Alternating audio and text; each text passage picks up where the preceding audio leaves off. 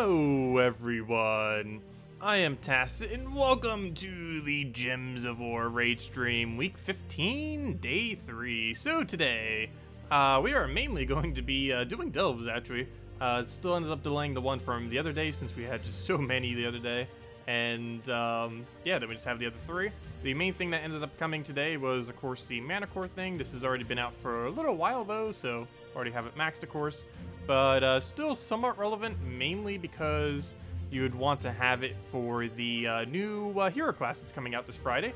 This next hero class that's coming out on Friday is Leonis Empire, and this thing does give a Leonis Empire bonus. While there isn't too much synergy, it will still synergize with the new hero class, so for that reason it is relevant. Also, as far as kingdoms are concerned, you actually only need 2 of the troop in order to get the bonus, whereas everything else requires 3 or 4.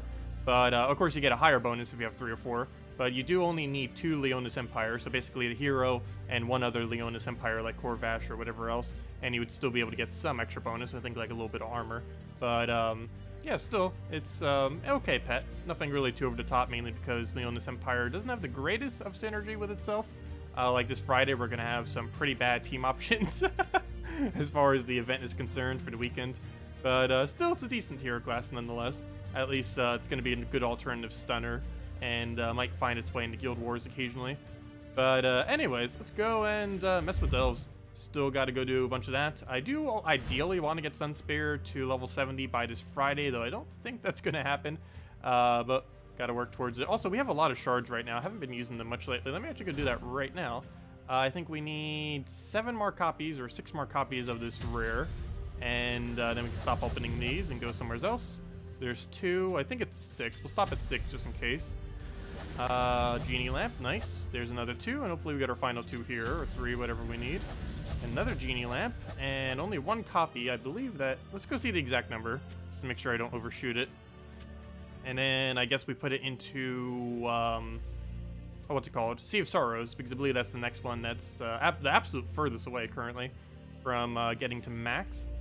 But let's go double check this.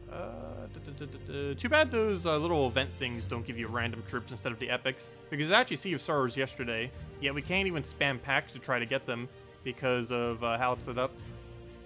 It gives you an epic instead of a random. What am I looking for? Half Guardians. We need 2 more copies. Okay, I was almost right. Well, let's go do this, and that should be our 2 copies.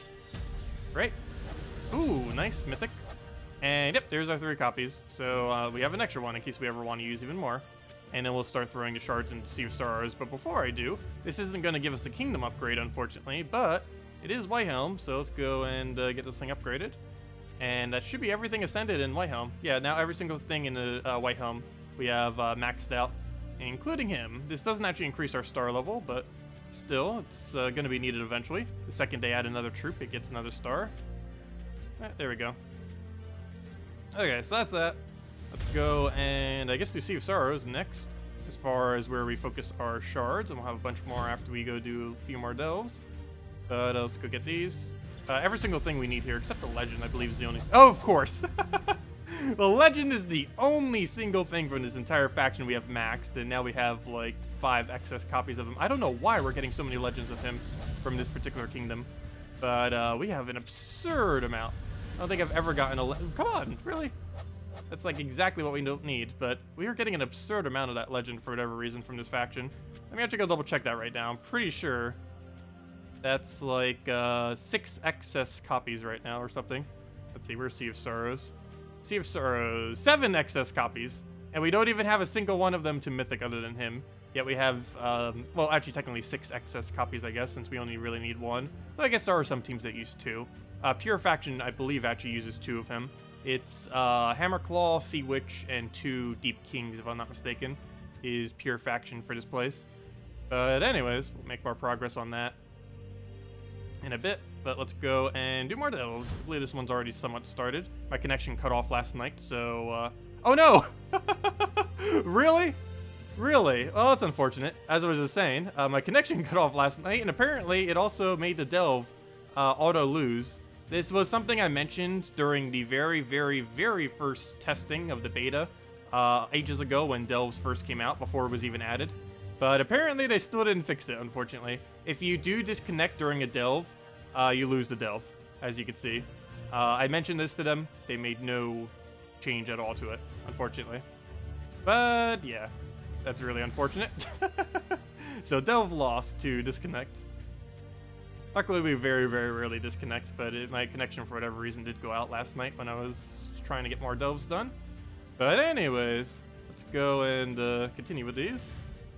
Also, hello everyone. Didn't even say hellos. Hello Paul B. Hello Nelson. Hello Steve. Hello Vincent. Hello Noah. Hello Brian. Hello DeCrail. Hello Medieval. Hello Deathshade. Hello Goober. Hello Captain. And hello Mr. Jesse. And hello everyone else. Welcome. Hope all of you have been having a good week so far. How has the new year been? Mine's still been pretty much the normal that it's always been. Not much has changed yet.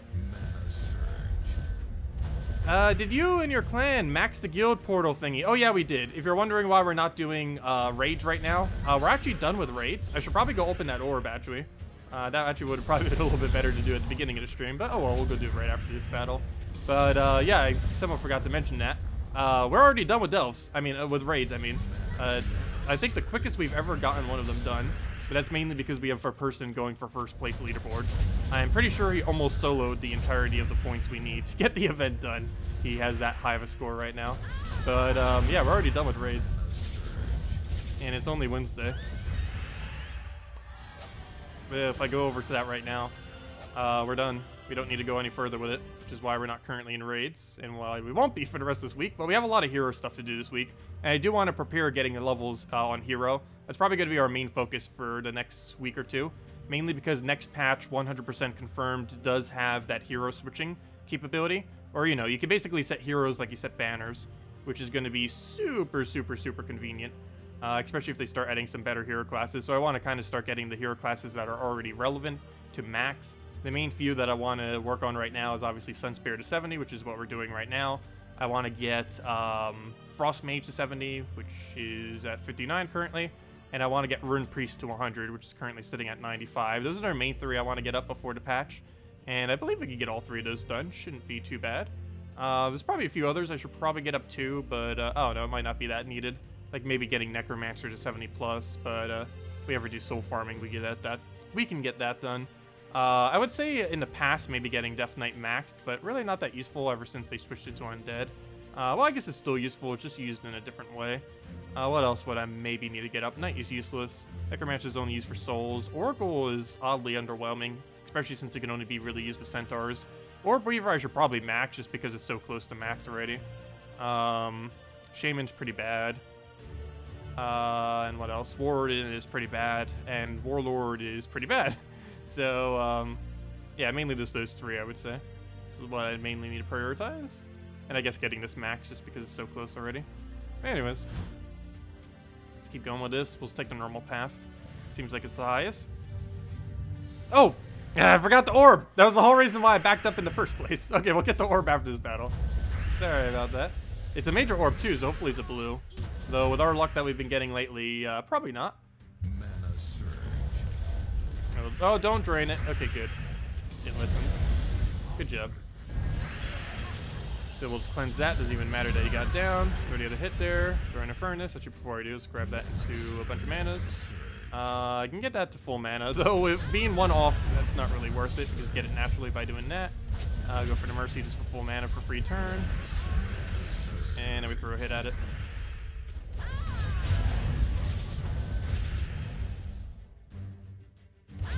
Okay, let me not accidentally go into the next battle now, so we can go open that orb and get ourselves a green orb. Let's see. Hopefully not, but let's see what it is. So, what is our final thing? Also, I want to keep track. Oh no! He's no longer in first. Dun dun dun. He might just be doing what I did and just take the second or third. But I don't know. He's in range. By the end of this week, I think he's going to solo the entire amount of points. He already soloed just this final task, and probably almost Portal 9 with it, with what he's sitting at right now. But yeah, he's not in first anymore. He got beaten out. I wonder if he's still actually battling. Let's see. It says when he last played, right? 3 hours ago, so he's not currently contesting it. Let's see. Is this guy currently contesting it? Possibly. 2 hours ago. Anyways, let's go and... what am I looking for? I'm looking for the dungeon shop, the rewards. Let's go get our major orb. And hopefully it is not a green and not orange. Come on, purple, blue. Blue, go. No. Of course. Oh well. They did say that they're adding something this year to dump traits into, so hopefully major oranges aren't awful, but they're still pretty bad at the current moment in time. Oh, the blue orbs definitely have a less of a chance. The exact drop rates I don't believe are disclosed anywhere, so I believe some people can check in the files. But last I recall, it was around, trying to figure out what they were. 35% blue, 30% orange. Wait, I said one of those wrong, right? Possibly. Let's see. Yeah, it's about 35% blue, 30% orange, 25%... No, it's lower than that. Because I believe blue is about 15% and purple is about 20%. And green's about 35%. And whatever's remaining should be what orange is. But somewhere's around there. But yes, green is the most common and blue is the least common. They do have different drop rates, even though that's not disclosed within the game anywheres. But green has the highest drop rate, orange the second highest, purple the third, and then obviously blue the worst, because it's the best one. But yes, it is not an even 25% for all of them. They all have a different percent drop rate.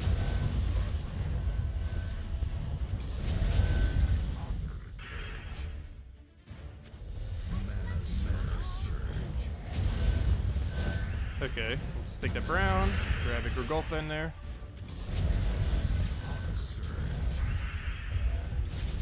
Yeah, we did get double small blue the other day.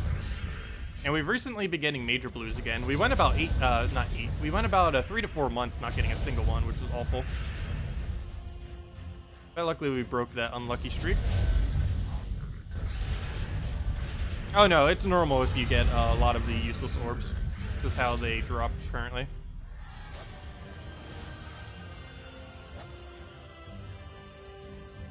Okay, we got a 1.25, but it's treasure room. Oh, 1.2, but that's the good treasure room. That's the treasure room that gets you ridiculous loot for the rest of the delve. Even if you're not using a gold farm team, you still get insanely good gold. Of course, you get even more gold if you are using a gold farm team, but it's still pretty nice even without it. Yeah, we'll go for that. Go for that convert. Need to make sure he doesn't cast, though. He can reorder our team, and that is something we do not want to have happen. And it's probably going to happen, because all he needs is... He has fast trait, so it actually happens, well, pretty fast. So sometimes there's nothing we can do about it. We'll go for that Grigolfa. That should be the last of mana we need. Unfortunately, that's not enough to kill, and he's probably going to take mana. Full one, he's second now. I'll move that over, throw in a furnace, see where that brings it. Probably not enough to kill yet, but luckily we extra turn there. Just Grigolfa into the final kill. He does take mana, but it's not enough. Even if it did, it's not his turn, and dead. Okay, so now we have 100%, or not even 100%, 300% extra gold within the battle for every single battle we do for the rest of this delve. That's a lot of gold. I'm going to deliberately keep the treasure room for last, though, even though it's a higher multiplier. Just because we don't actually need the multiplier. Really, only on event days is it really viable. You still go mostly in multiplier order, but it's multiplier order and then do treasure rooms last. The only reason we did that one treasure room that we just did is, as you can see, the gold capacity is greatly increased. It's now 500 instead of 100, and that's because we have the money bags trait for every single one of them after doing that battle, which makes for an absurd amount of gold. Of course, we can't use that to boost ratio anything on this team, but it's still more gold than we'd normally be getting. Unfortunately, we don't have a greed or anything either, so we do get a very, very small portion of that. As you can see, we're only up to 90 instead of like 500, but still a decent amount of gold nonetheless. Okay, what else we need? Let's grab that. Hopefully get some more extra turns so we can go get that gold. It's not that big a deal. There we go, nice. And one more hit, we'll do it. Whenever Cedric's actually within the delve, it pretty much gives as much gold as PvP does. Maybe a little bit less. But, like, even with that little bit of gold, we still got 1,000 gold just from the little bit of scraps that we got from extra turns. It's not too bad. And that's on top of the room gold, too, of course. The room gold doesn't get multiplied by that, though, but whatever that number is basically what ends up getting increased by it.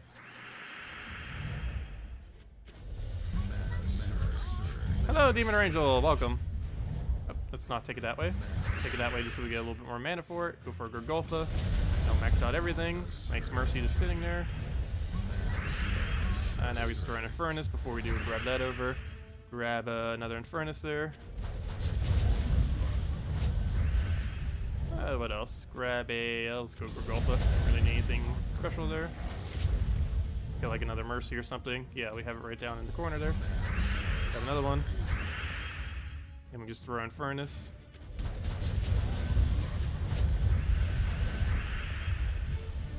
Yeah, I highly doubt we're going to reach max capacity of gold in a single battle here. It takes a lot without... it takes a lot if you're just doing off extra turns.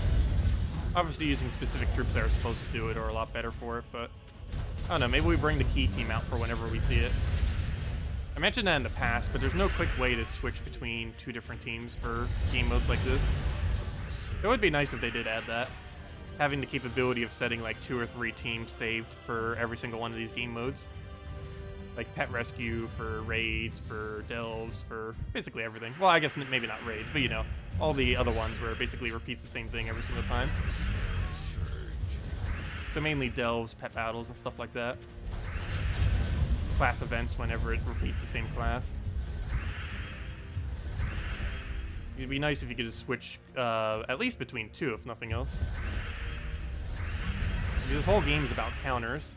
Yet you have to completely rebuild your team if you ever want to switch in any game mode like this. And it just takes too much time to the point where it's not even worth it sometimes. Because not only do you have to completely switch to it, you then have to completely switch away from it for the next one, most likely. Why don't I put Stonehammer in front? He's very, very, very good at blocking mana. And his ability generally is not worth it due to how much mana he takes.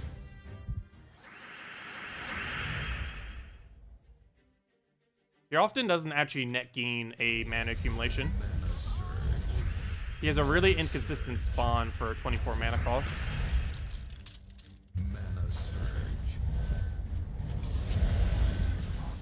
He's not unusable, it's just more often than not, it's just not worth using. And we already have burn. The only thing he'd really supply us is stun and a little bit of mana. The Gorgolfa can already do the mana. And very rarely will we specifically need stun.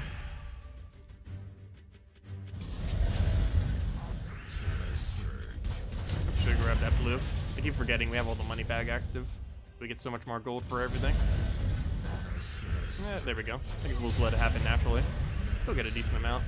160. Which also gets boost ratioed by over other bonuses. And everything to final room. For a level 8 chest. And then I believe we have 2 more delves, unless I miscounted. And then we'll throw all the shards on Sea of Sorrows. And then we'll go mess around with leveling the Sunspear a little bit more. I ideally by tomorrow want to go and get it to level 70. I'm not sure if I'm going to have that much time tomorrow though. But if not, it's not too big a deal. But I do want to get it as close to 70 as we can by then. And then the next order of business will be Frost Mage, and then max out Rune Priest already. But then again, maybe I should do Rune Priest next. I don't know, both of them are Guild Wars needed, or Guild Wars required. We do want to make sure we get them.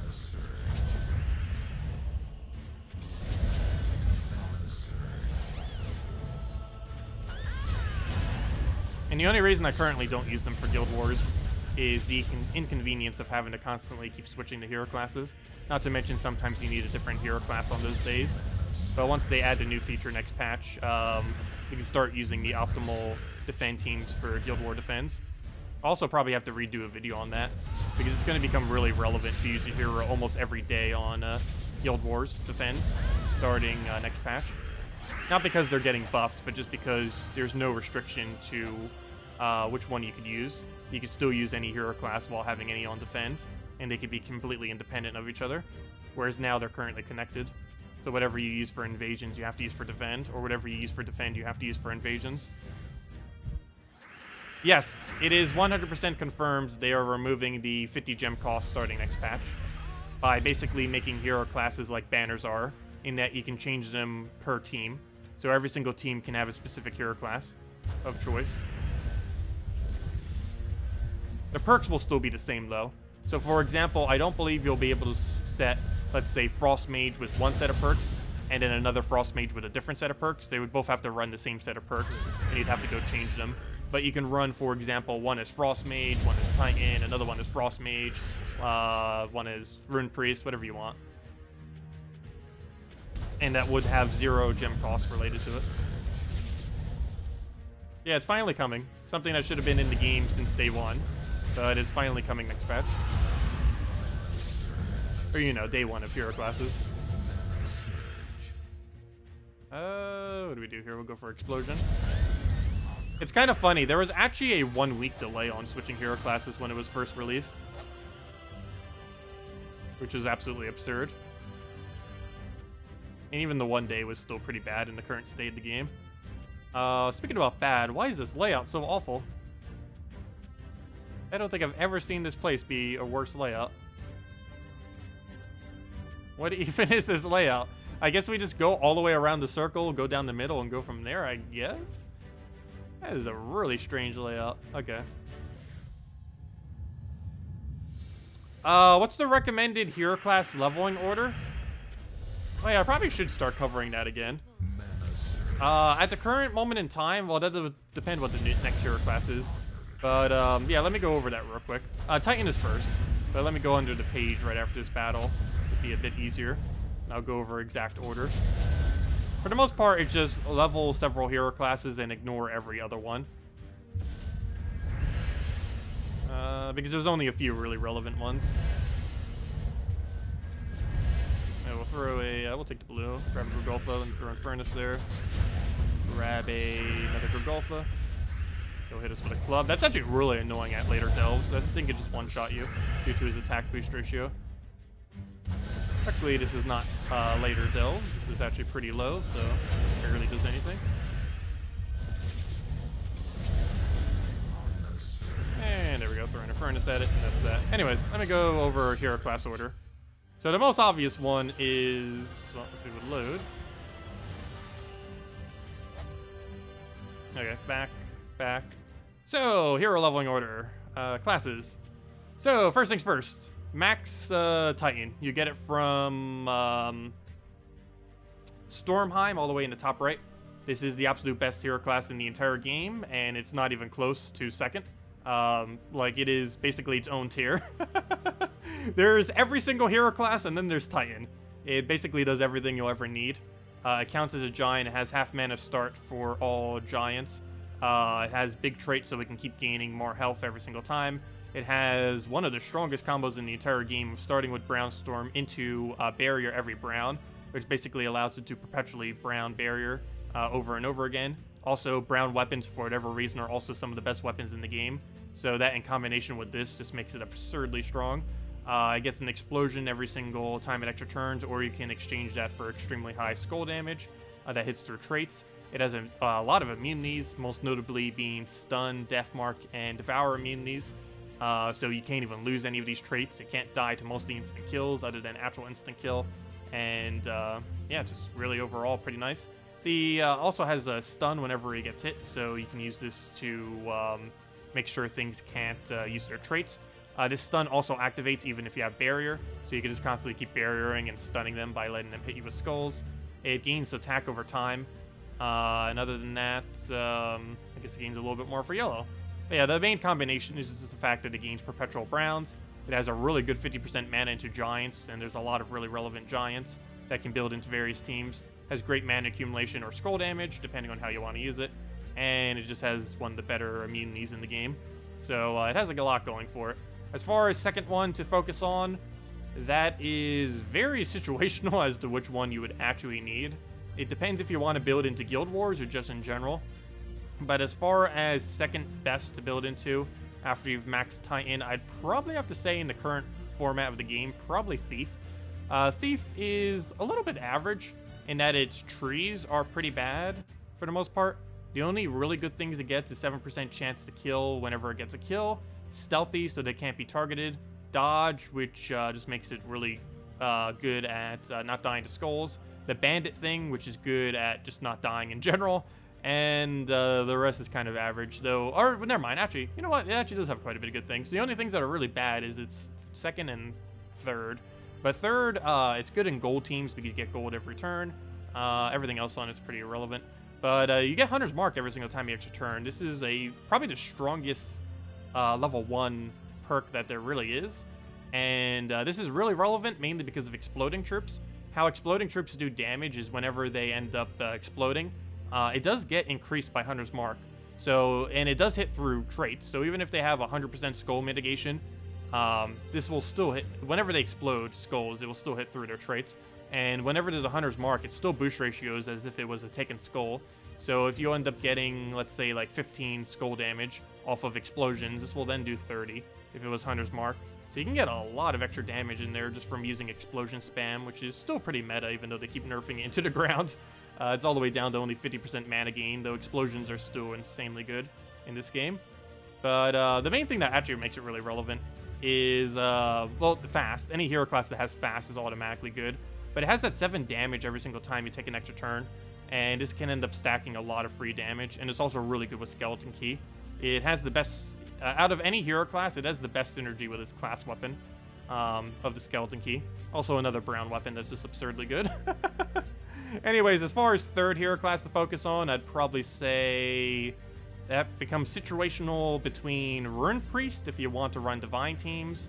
Sorry, I meant Priest if you want to run Divine teams. Rune Priest if you want to run Dwarves on Defend for Guild War days. Frost Mage if you want to run it on Defend. Probably the third best, actually, just because you would need it for that. And yeah, I would just basically say a 3-way tie between those. Other than that, after those, you'd probably want to go for things like Dragon Guard, really good with Dragon teams. Dragons aren't particularly meta at the moment, but they are still fun to use and still a lot of good teams with them. Biggest thing holding Dragon Guard back is it does not have a half mana start, though it is one of the better hero classes that has triple skull damage on its final trait. It also has this into Razor Armor, which is relevant combination because this does stack into the 3x multiplier. So whatever 20% extra damage you get from this does apply to the triple damage on this. So if you get increased by 20 additional damage, that's technically 60 additional damage if they are burning. And you can just use that with Bronze Lock Pistol spam and it works pretty nice. What other ones? And other than that, it basically comes down to everything that has half mana start. And the only thing that doesn't have half mana start, other than the things I've mentioned that are pretty relevant, are Assassin and Necromancer. Necromancer is only really used for soul farming, and that's it. You just use it on standard soul farming teams in place of Umbra Wolf, and just have it set to Purple Storm, and that's all you use it for. But Assassin is kind of interesting in that it is actually the best skull damage hero class in the entire game. The only reason it's not really used is that's basically the only thing it's good for. It has a 10% chance to assassinate the last enemy whenever it ends up killing something. This works exactly like Megavor's 10 or 8% that it has, in that it will hit through basically everything unless they have that one indestructible trait thing. But yeah, 10% every single skull, really, really good into skull spam. Not necessarily Doom Skull spam, though you can use it with that too, but mainly just normal skull spam. And other than that, it does have the really good combination of Shadow and Cunning, the same thing that Thief has. Just with a different other one over here. But yeah, it has all of those really good combinations. Like you can use the 7% into Stealthy and stuff like that. Yeah, it's a pretty decent hero class, mainly just for skull spam, and that's about it. But yeah, basically, bottom line, Titan first, Thief second, and really that's all for the order. Third is really subjective as far as what to do. I guess it should be better to mention which ones not to do. Don't do Warlord, don't do Warden, don't do Sorcerer, don't do Shaman, don't do Priest unless you're late game, don't do Orb Weaver just because the only thing it has going for it is mainly its mana drain immunity. Don't do Oracle, don't do Necromancer unless you're just using it for soul farming. Don't do Knight, it is probably the worst hero class in the game, competing for Warden. And that's about it for the don't do's. But if basically, after you do Titan into Thief, anything that you do after that is pretty much just subjective based on what you want. But anyways, let's go and continue with the delves. Oh no, we got a bullet team. Also, hello, Red Devil. Hello, Pwn. Hello, Cynical. But yeah, I will be doing another video soon going over that more in depth on like all hero classes and stuff. Because next patch is going to be pretty relevant to hero classes. Just because of that free, no longer needing to spend gems to change hero class thing. Which makes them a lot more relevant. Even if they're not touching hero classes at all, that is a gigantic buff to hero classes. Just out of convenience.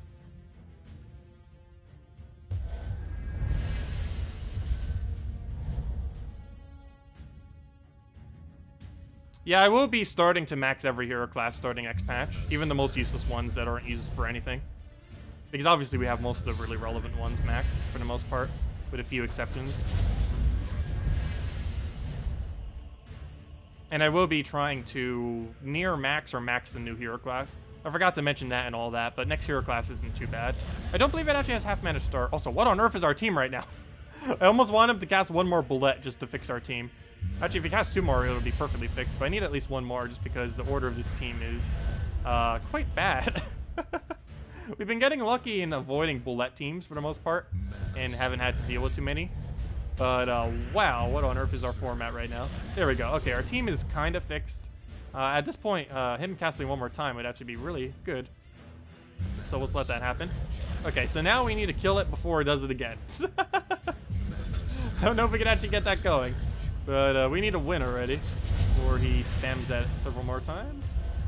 Okay, let's go get ourselves a Gargolfo. Just clear out the board. We'll be able to get another Mercy right afterwards and just kind of go from there. We'll throw down another Infernus. We'll take this red for now. Please go down. He's going to get mana. He's in 1-shot range, though, so we'll take the Mercy. We'll take the free mana. There we go. Okay. We'll throw that down just because. And hopefully that kills. No. Yes. There we go. Perfect. We're right back in normal order. He managed to cast 4 times and put us right back into normal order. Very nice. I'll go around the circle. How often does the meta change? About every 3 to 6 months, I would say the meta generally gets a sharp change due to either balance changes or mechanics that are added or modified. Like Explosion has been modified a few times and that has changed things. Some skull spam metas have been modified really heavily in the past that made them less viable, like when they nerfed Bone Dragon as well as when they nerfed Doom Skulls at a different time. And the main thing I feel like is going to shift it in the near future is the new stats effects that they added in the most recent patch. Obviously, it's barely even relevant that they added in the most recent patch because barely anything uses it. Basically nothing other than the things that do random stats effects. But Bleed, Blessed, and Cursed, particularly Bleed out of those 3, could potentially change the meta in the future, depending on how good the troops are that they eventually place it on. Because Bleed would probably be the thing that finally makes true damage viable again. True damage has been awful for a very, very, very long amount of time. But if anything's going to fix it, it's going to be good Bleed troops that synergize with all the good mythic true damage troops that they've been adding over the last several months. That are mostly irrelevant other than Weaver, but could be relevant once that comes in. And there's also a few true damage related hero weapons. Also, even though they technically aren't true damage, every single hero weapon that tears all armor is technically true damage because it's hitting through the armor, so whatever damage it's doing is technically true damage. So things like Trickster Shot, Mang, stuff like that. Even though they're not directly true damage, they, in theory, are. Just because they're doing the exact same thing as what true damage does. And the pure true damage teams don't get in the way of those armor tiers either, which is one of the nice big benefits of it. So if you're using Trickster Shot, you're not going to have anything else that's going to get in the way of your AoE true damage or your other true damages that you have. If they ever add a good legend or mythic that bleeds all enemies, that can cast it for a relatively decent rate, or even a troop that just places bleed every extra turn, that could potentially be very, very strong. Bleed, basically how it works, because it's barely even in the game, even though it technically is in the game right now, is every single time you bleed something, it can go up to 4 stacks, but it does, it can be cleansed just like anything else. It's not like poison, where it stays on forever. It can cleanse by normal means, just by 10% per turn. But basically, it does 1 damage, true damage per turn at 1 stack, 3 true damage per turn at 2 stacks, 6 at 3, and 10 at 4, which is the maximum it could do. But yeah, 10 true damage per turn if you keep just stacking that over and over again. You can't get it higher than 4 stacks, but placing bleed on them again does refresh the timer. So if you could just perpetually keep bleeding them, yeah, that's basically 10 true damage per turn. And then you combine that with other true damaging troops, and you just killed out the entire enemy team pretty quickly, within like 10 turns or so. Obviously, it wouldn't be used with delves and stuff, but for like PvP quick wins and stuff like that, it might get used if it can be really spammable.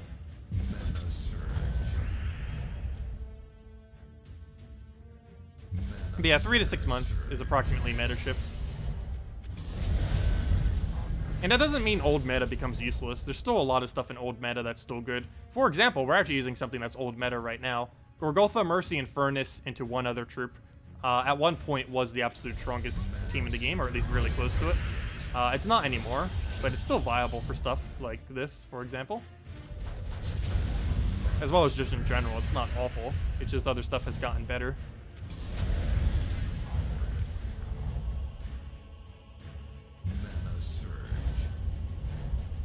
What else we need? Grab a yellow there. Also, I'm still not sure if I'm going to be switching this team or not. The whole reason I'm using double Golgotha is because of that movement mechanic on first and final battle. It does make the team a little bit slower, but it makes the team really consistent.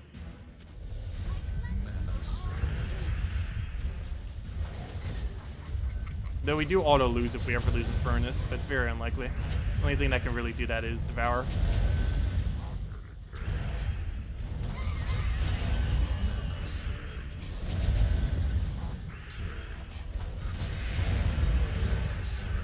You can't wait to be able to change whenever, and had to swap to get Dragon's Eye, and then had to swap back to get Titan.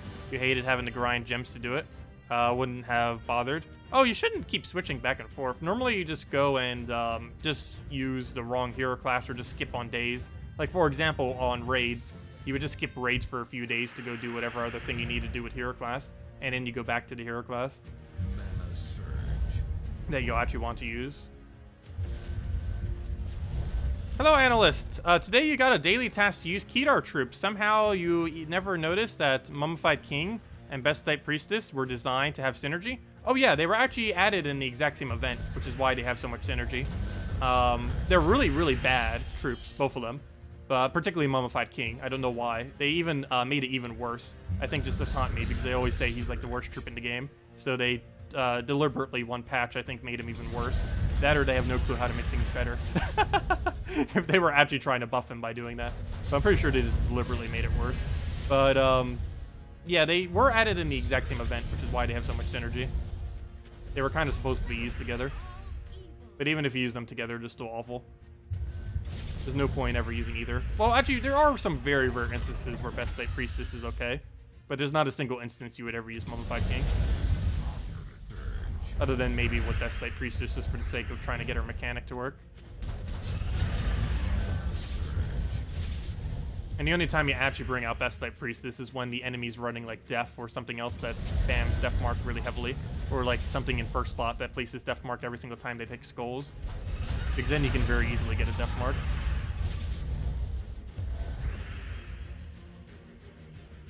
Okay, we'll take that, throw a Mercy. Hate when they get summons like that, but it will. Can't really stop it. Just take that skull, all good. Throw the other thing over. Another explosion there.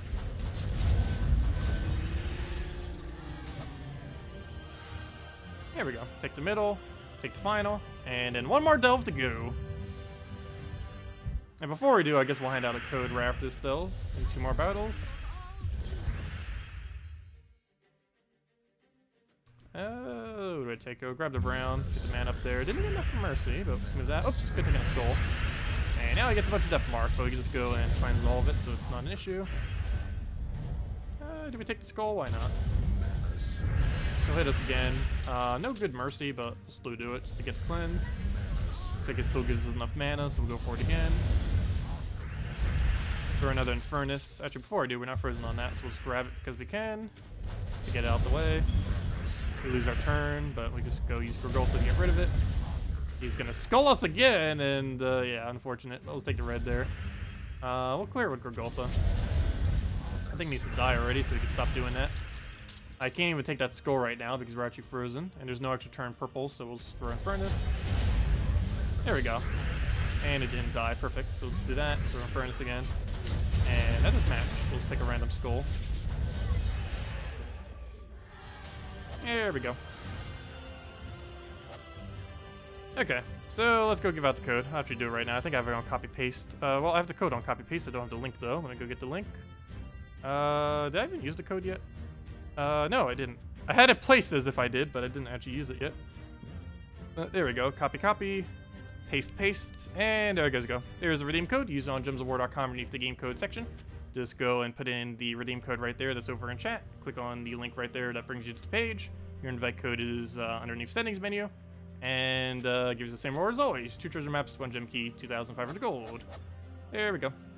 Anyways, back to delves. And we have one more room, and then one more delve.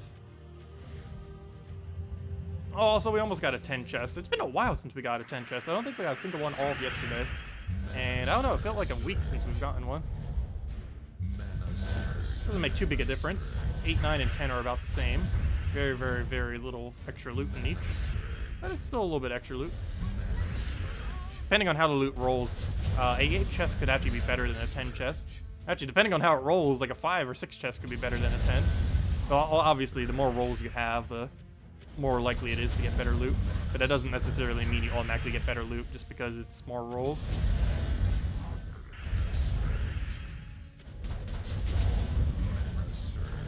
Yeah, no problem to Krill and everyone else.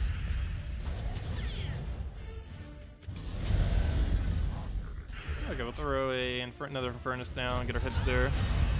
Grab another one soon. Let's go for, actually, you know what? We'll go for Gorgulfa there. What else we need? Yeah, we'll take that over, throw in furnace, and we'll be good to go. I'll use a step. Level 9 chest. What do we have in it? Hopefully good loot. Not really. Wow, that's a lot of gold drops. Yeah, that was useless. We don't need gold. That's like the worst resource we could even get. Well, I guess souls is the worst. Gold is about the second worst. Glory third worst. Then legendary and mythic ingots. Then shards being the best. Anyways, what's the format of this one? Oh, good. We finally got a 1.5. So we'll go definitely take the bottom route. This should be a treasure room of some kind. Yes, it is. So we'll do that last, even though it's a good multiplier. That's the double 1.15, right? Yeah, it's circled by 1.15. So basically we did the inverse of what we did last time. We go around the circle this way, and then we do middle, and then go to final. Oops, but first we have to do this room to complete the circle. And then we'll go spend all of our shards on Sea of Sorrows. We should be able to get an upgrade on a troop by doing that. It's not needed for kingdom upgrades, I don't believe. You know, I say that and we might actually need it. I think it doesn't because I believe we're missing hero class for the kingdom. Because it's associated with Merlantis, and I'm almost guaranteed, like 99% sure there's no hero class for Merlantis. So it's probably stuck at 8. Or 7, I mean. Because level 8 requires having a hero class. It's also what Darkstone is kind of stuck at. Darkstone, I think, is around 13 or 14 stars, or even 15, maybe, once it has a hero class. But until then, it's stuck at 7. Now, move that, throw in a furnace.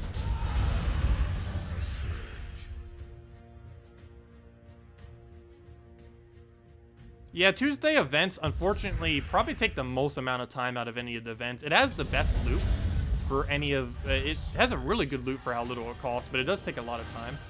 It can take anywhere from like an hour to 2 hours to get it done. More so to 2 hours.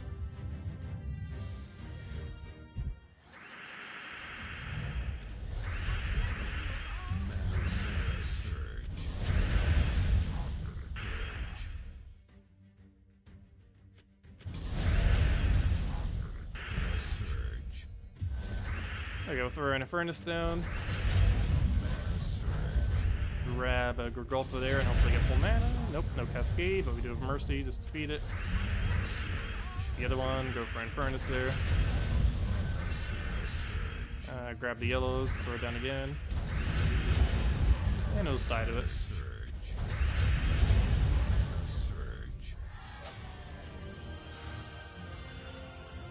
1.5 room. That is exactly what we want to see. Unfortunately, he does have movement on this final one.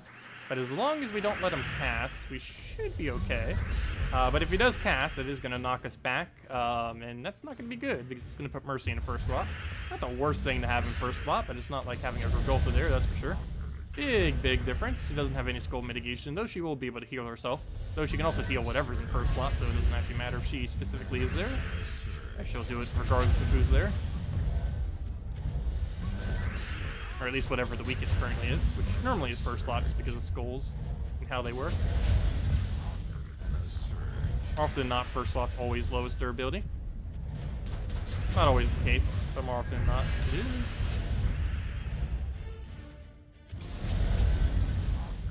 Throwing out Infernus there, that should wipe almost everything. He is almost at full mana, luckily he dies to that. And then we'll just Mercy into last Infernus. Oh, don't even need it, never mind. I keep forgetting, our skull is so ridiculously high. Because we all have the, we have that gigantic delve bonus. So he's hitting in the 70s. I keep thinking he's normally doing his normal damage, which is like 30 something or low 40s. But no, he's hitting absurd numbers with that.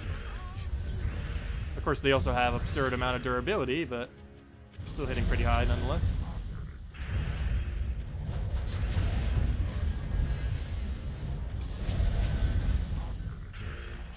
Oops, we don't have Mercy there, do we? Nope. Oh, I had a free green turn, though. Should have gone for it. Didn't see it. Oh, I didn't see it until it was too late. I think that's how moves always work on 4x speed, though. You only notice it after you take the wrong move. As your move is going through.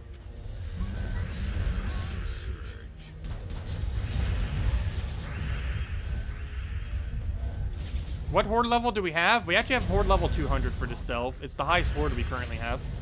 But yeah, we currently have it at 200. Which is why our stats are so high.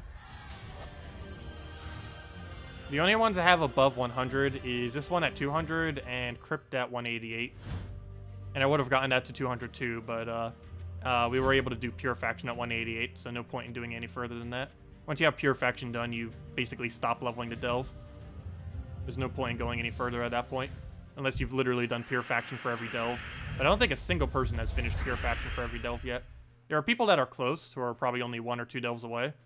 But I'm pretty sure no person in the entire game has done Pure Faction for every single one. It is ridiculously hard to do in the current state of the game.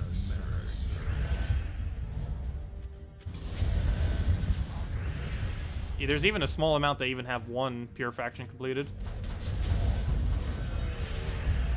Let alone all of them. Crypt is the absolute easiest, and normally the one that, if anyone has 1 done, it's normally the one that people have done. But any of them can be done if you get the delve up to like level 200 to 300 or so. It just takes a lot of attempts to get that lucky run.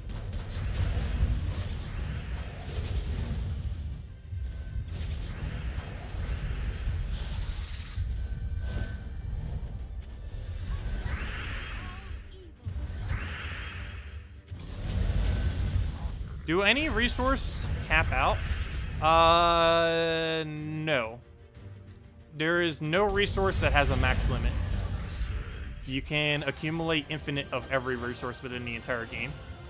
Or at least realistically infinite. As in, if it does have a limit, it is so ridiculously high that it's probably will never be reached. At one point, things like keys and stuff had a limit, but they ended up removing that limit because people reached it way, way, way too quickly. At one point, it was actually a limit of only 100 keys, and it was shifted to like 1,000.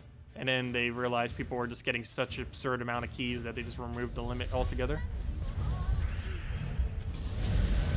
But yeah, no resource currently has a limit to my understanding. Not a single one. Unless I'm forgetting of one.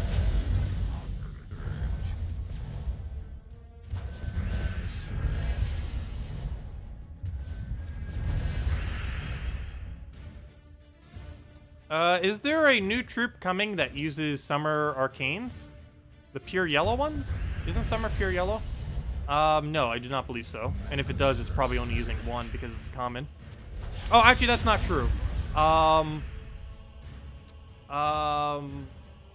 Doom of Light, or whatever it's called. The Yellow Doom, whatever the Yellow Doom is called, That's going to be probably using about 25 or 30 summer trait stones. It's a pretty useless troop, but whatever kingdom it's associated with, you will need for kingdom upgrades. I don't think we got the yellow one yet, right? I don't believe so. I forget where that even goes to. But yeah, that's the next one that's going to be using a lot of the pure yellows, is the Doom of Light, which I believe is 1 month from now? It's anywhere from 1 to 2 to 3 months from now, because there's only 3 Doom colors that we haven't gotten yet, so has to be one of them. But yeah, where does that actually go to? Doom of Light. Doom of Light is from Suncrest. Wait, does Suncrest get a star from that? Oh, yes, it does. Suncrest does actually get a star from that. I even mentioned this last week during the Suncrest event, and I completely forgot already. But yeah, Suncrest does get an additional star once that troop comes out. It goes from 7 to 8. Oh, never mind. It was 8 to 9 that requires the hero class. My bad. But, yeah. That's the troop that would end up using those summers. But yeah. And we end up getting an extra star once that happens as well. Anyways, let's grab our tribute. We have to anyways if we want to go into Underworld. We have no choice. So we'll grab that. And let's go back. That was actually something added during the beta too. One of the few times they've actually done something really nice during the beta testing is someone during the beta suggested we have a way of taking tribute when we're in the Underworld. So they end up putting it over top that button, which is very convenient.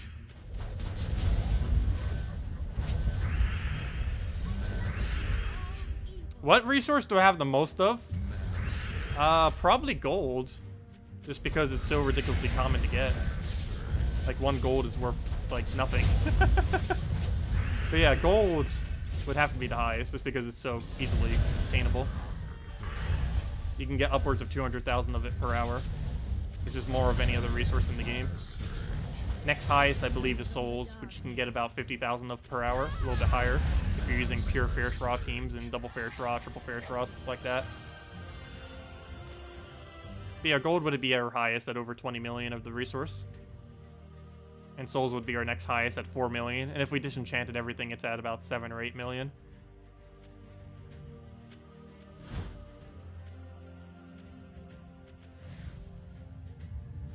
How much does your home kingdom impact tribute income? Very, very, very, very, very little. Though White Helm is generally the best home kingdom because it's pure glory. And relative to the amount of tribute that every single tribute gets, glory is the best. And since White Helm is pure glory, White Helm is the best. Also, not only that, but White Helm is also the highest starred kingdom. So even if it wasn't the best tribute, it also already has the highest tribute in the entire game. So it has a lot of factors going to it that makes it the best home kingdom in the game. It makes very, very little impact, though. They did mention that they might do something in the future to make home kingdom actually matter. But pretty much the entire history of this game, home kingdom means so very little. If anything, it meant even more in the past. In the past, what trait stone you got in PvP was dependent on where you were battling. Kind of like how it is in Explore. But they ended up changing that because so many people have their kingdom set to White Helm. So there was a ridiculously high amount of yellow trait stones coming into the game. Which is also why if we go in our trait stones, yellow should be our highest. And that was basically left over from when PvP used to basically give nearly pure yellow. Just because everyone using White Helm. Like more than half our battles was this yellow due to that. Like if I go into it right now, yellow should be noticeably higher. It doesn't have that much of a lead, but it does have a noticeable lead over any other one. So you can see this is the highest yellow. Yellow should be the highest here. It should be the highest for every single one. Should be the highest here, as you can see. Actually, no, it actually isn't for Runix for whatever reason. I don't know why purple is. But let's see. It could just be we haven't used as many. And as you can see, we have an absurd amount of those. 449, gosh, of Summer Arcanes, which is our highest arcane as well. So oddly enough, the only one that's not the highest is Runic. That's strange. I guess because we just happen to use more of them or something. But purple's our actual highest. I guess it was from back when I used to farm Divinian Fields quite a bit, because Divinian Fields gives yellow and purple. But that doesn't explain why purple is higher, because we should have been gaining the exact same amount of both. It's really strange. I have no clue why purple Runics are higher, yet for every single other one, yellow is higher. That's weird. Oh, yeah, Delves. That's right. That's probably why. There are quite a few Delves that have purple Runics in them, and I guess there's not as many that have yellow Runics. You're right. That's probably what's doing it. Because those battles can give like 3 or 4 runics when you get around to them. Okay, you're right. That's probably what's doing it, Delves.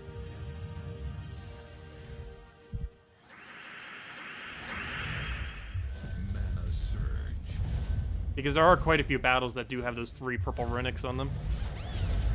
Or technically it's 1 runic, but it gets multiplied by whatever your multiplier is.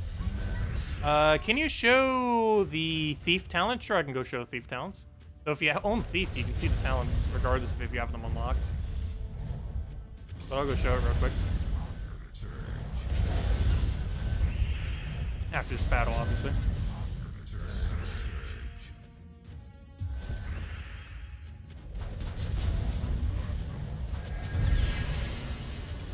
Hey, you got blessed. Still very rarely get to see those mechanics. Hopefully they add it to something nice in the future. We should be seeing things over the course of this year, getting a bunch of blessed, cursed, and bleeds. Hopefully it'll actually be viable, though. For whatever reason, I feel like the initial several that they're going to add are going to be near useless until they eventually get around to some good legends or mythics with it. So I believe next faction is nearly pure bleed, if not pure bleed. Like, I think every single thing in next faction is bleed related. And they did have a couple okay options for bleed as well. Not sure if they're going to be meta shifting options, but they're definitely options. Nothing else. We currently have basically almost nothing to use bleed with, but after that we will. But anyways, that's all of Delves. Before I leave out this Underworld, though, let's go and use the 200 bulk, and I might as well just use all of them while we're here. Okay, not too bad. Could have been better, though. So the ultra rare should almost be maxed by now. We need more of the rare. This is going to be the last one. Not that rare. The actual rare troop. Not more of the legend either. Why? Why are we cursed to get so much of the legend here? That's like the 8th legend copy above mythic. I mainly just need the rare. Oops, we're out. Okay. So let's go see what that can upgrade in Sea of Sorrows. Let's see, Sea of Sorrows. Where are you? Sea of Sorrow. Boom, boom. Wow. Nothing's actually upgradable yet. They're getting there. They're getting there. How is she not maxed yet? Of all the things. Normally the Epic's the first one to get maxed. Yet somehow this thing... You know what? That's absurd. We have more copies of the Legend than we have of the Mythic. I mean, of the Epic. Almost. Let's see. Yeah, this is a total of 14 copies. And this is a total of 13 copies. So we've only gotten one more copy of the Epic than we've gotten of the Legend. And technically not even that. Because some of the Epic copies we have were those guarantee ones that you get from those packs. So we've somehow pulled more of the Deep King than we have of Sea Witch. That is really weird, especially since some factions we've gone... There's one faction, it was... what was that one forest one? Primal Rift, where we actually got everything maxed other than the Legend. It was the first one ever that we didn't get the Legend maxed when we had everything else maxed. But this is basically the exact inverse, where we have it first. And we've gotten more copies of it than the Epic. That is really strange. I've never seen that before. Anyways, let's go and... what was I going to go do? Oh yeah, I was going to go show Thief traits. So as far as Thief, it's pretty decent. It's not really too well-rounded, but it has half mana start. Anything that ever gets that is decent. The main reason it actually gets used, oddly enough, is the 7 damage that it does to the last enemy every extra turn. This is kind of like what Kraken does and a few other troops where every single extra turn it just does a bunch of damage. This is currently the only trait on any hero class that does the same mechanic. While there are troops that do the same, there is no hero class that does this other than Thief currently. So that's one really nice thing it has. The other big thing that makes it good is it has Cunning plus Shadow combination. And I believe it's the only hero class that has Cunning and Shadow into a fast trait, oddly enough. So that combination also makes it pretty nice. But yeah, you just run Hunter's Mark. You run the gold every turn to make sure that gold boost ratio things like Skeleton Key work better. You run the backup just so you have infinite tank, stealthy so hero can't be targeted, 30% skull dodge because it makes you really tanky, and 7% instant kill every time you get a kill because it just makes for more kills for free without doing anything. It very rarely triggers, but whenever it triggers, it's a really high impact. And yeah, that's pretty much Thief. It's one of the better hero classes. Not used for a huge amount of stuff, but it's used for basically one of the most meta teams in the game right now, which is Skeleton Key gold farming teams, which are absurdly strong. And combined with this being fully maxed into 7%, I haven't gotten to show this much, but this combination with Skeleton Key team is really, really nice. Since you double kill So that's 2 7% rolls, and you pretty much get that free kill every single time. And sometimes they can wipe out if you already killed one of the other ones with skulls, since you are doing quite a bit of skull damage off a Hunter's Mark. But anyways, yeah, pretty nice hero class. Thief's definitely better by a mile, but I mean, Titan's definitely better by a mile, but is pretty close to second best. It depends how you really scale them, but I would consider it second best, at least in the current state of the game. Thief, that is. But anyways, yeah, that's pretty much everything I wanted to go over. Does anyone else have any other questions or anything you want me to do? Otherwise, I guess we'll end for now. Tomorrow we don't have a hero class or anything, because this Friday we're going to be getting a brand new hero class. So tomorrow we can kind of just relax and do whatever. But yeah, I'll probably cover the video on, since there's nothing else coming on, I'll probably cover the video for the most recent Mythic, because tomorrow is the last day you can go and get the Mythic. Or at least easily. It's the last day she'll be exclusively in the Glory Gem Guild and VIP chest. She'll still be obtainable after next week. But if you want to open keys for her, realistically, tomorrow is the last day you'll ever be able to do that. So if you do want her for whatever reason, she's available then. She's pretty good in early game. But other than that, there isn't much of a point in really using her much. Also, wow, I haven't done any PvP yet this week. Been so focused on delves. What is the most meta possible skeleton key team? This with Thief hero class. This with Thief hero class max is the most meta gold farm team in the game, assuming you're actually using it to win battles. If you're doing it against really cheap battles, the meta for it is double Cedric, Greed, Bronze Lock Pistol, and then you just one-shot or two-shot Bronze Lock Pistol everything and spam it like crazy. But if you're playing like actual battles, like 2 trophies, 3 trophies, stuff like that, you just use this with Thief. So we'll do that to kill it, and then key for double kill. And generally use Thief's 7 damage to constantly keep extra turning so that you can lower down the last slot into kill range. So if they're not currently in kill range, you can lower them down off of extra turns. Alternatively, even if you don't have that, you can use Egg Thief's Destroy in order to do the same thing, where you lower first slots into kill range. But then that leaves last slot kind of in a weird place where you have to waste a hit on it.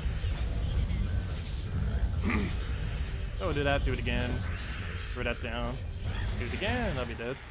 I normally only need one Greed. Very rarely do you actually need 2. Yeah, that's pretty much how it goes. We're currently using the incorrect hero class, but it works with any hero class if you want to level with them as well, while farming a bunch of gold. Up and he's using this exact same thing. You can use Egg Thief in front. Actually, that's really weird. He also has Greed in there. I guess he's using Egg Thief's 20% dodge. Generally, you don't want to put Egg Thief in first, just because you want to be able to utilize its summon, which is summon a Dragon Eggs. But I would also advise, like he's doing right here, but doing it kind of like this. Don't put Greed in front of Egg Thief. You can, and initially I did, like thinking, oh yeah, Egg Thief, Greed has like a gold gain, a HP gain, so he'd be an okay tank, which is true. He can be used as a tank. But the biggest issue is after he casts, which you have to do at the beginning of battle to get your initial gold, he's now blocking your green, which makes Egg Thief get up quite a bit slower if you can't take green for it. Of course, you could just take double reds like that, but you don't always have access to double red. So generally, you want to use Egg Thief. You want to use Greed behind it, because if you don't, you're going to have a situation like this where he's blocking your green, and then sometimes she doesn't get full mana. In that case, it did, because we have Red Storm currently due to this hero class, so there's so much red on the board that she just fed right into her. But normally he blocks enough green that she doesn't get full mana in those instances, which just wastes time. Man, it should be mashed. Oh, how did we not get full mana off of that? Oh no, he got a summon as well. It's probably not even going to kill now. Yep, nope, another one. Oh, it did kill, technically. Would Leprechaun be an alternative to Greed? Yes, you can use Leprechaun instead of Greed, though personally, from my experience, it's not as good unless you're doing very low-level battles, because you're getting a lot less gold. You're still getting gold, but it's way, way less. Unless you're doing 1 trophies, I wouldn't really advise using Leprechaun. But yes, if you want to use it instead, it's fine, but I don't know, I would just say use Greed. Greed's even lower rarity as well. Oh wait, actually, aren't they both the same rarity? But still, I would just say use Greed instead. Let's see, what is Leprechaun's rarity? Leprechaun is ultra rare. Yeah, Greed's even lower rarity than him. Not by much. They're both really easy to obtain. Anyways, let's go grab our keys. We got a bunch of event keys we still need to get to. Though I don't really need event keys, but You never know. We'll eventually need them. Even though our stack is so ridiculously large of them at the moment, just because I haven't been needing them as much. Where do you find a schedule for events in such in game? You assume the website? Yes, there is a website that tracks it. I don't think I have a link in the description for it. Let me go get it. Let's see. Do I even have it up at the moment? Yeah, I have it buried over here. One moment. Gems of War event schedule. Copy. Yeah, here's the event schedule. We know up to February 13th at the moment. So let me go get that. Let's see. Is that the right link? Yes, this should be it. But yeah, that link right there in chat will bring you to the schedule for upcoming stuff. It's normally up to date for about a month ahead of time, for the most part. You have Fairish Raw. Should you craft another? If you haven't gotten Dawnbringer yet and you still want to go farm souls, yes, having 2 Fairish Raws is pretty useful. I would not go beyond 2, but 2 is definitely nice. The second one doesn't give you as much benefit as the first, but there is still a substantial increase from having 2 compared to 1. So if you haven't done the soul grind yet, yes, it is worth getting a second. But if you already have Dawnbringer, I wouldn't really say it would be worth it, unless you're really grinding a lot of gold for the souls for whatever reason, like to get all troops maxed or something. But yeah, if you haven't gotten Dawnbringer yet and you haven't done the soul grind to get all troops leveled, it would be worth crafting a second Fairish Raw. It would save you several hours compared to only having 1. And the sooner you have it, the better if you haven't done soul farming yet. Let's see. But yeah, did anyone else have any other questions I missed? Otherwise, I guess I'll be heading out for now. Hope you all have a wonderful, wonderful week.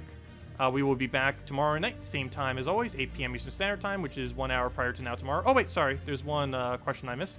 Mark, how much does your... Oh, never mind. I already answered that earlier. Wait, what's the rest of it? But yeah, generally with home kingdoms, you set it to whatever has the highest power level.